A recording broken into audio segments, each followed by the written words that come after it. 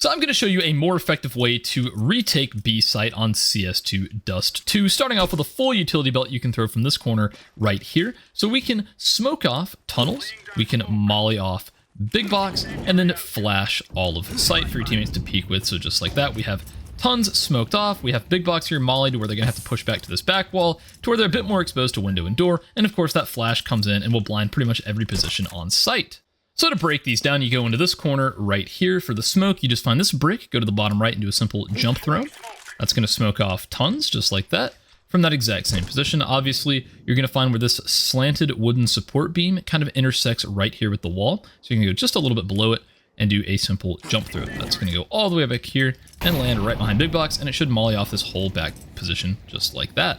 And again, from the same spot, you throw that exact same lineup with a flashbang, and boom, it's going to go deep, and it's going to pretty much blind every position on site, although it goes a little bit deeper than I would prefer, because it's kind of easy to look away from, right? You can see that coming in and have plenty of time to turn from it. So the three best flashbangs, in my opinion, are you go right here along this corner, and you can either left-click right at this position here, or left-click above this building to where it intersects with the wire, or you can jump throw at this little stone right here. It'll go right above window and not blind your teammates as they're running up. So all three of these have their pros and cons, right? This one right here will blind pretty much every position on site except for someone holding right here for window. The one that lands in the middle there, it's going to blind pretty much everything except for someone holding door from double.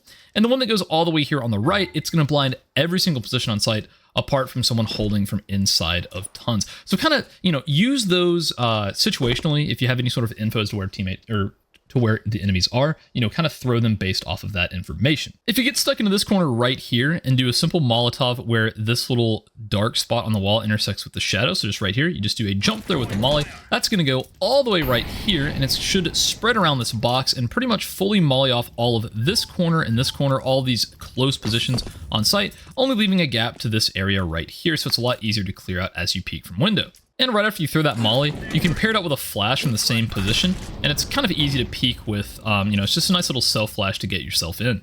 Another super important Molotov is being able to burn out anyone behind car. Instead of having an elaborate lineup for this, I honestly will just give it a little jiggle and then just bank a molly off this back wall, and that's pretty much going to molly this entire position off without having to fully expose to it. No need to overcomplicate it, just bank it off the wall.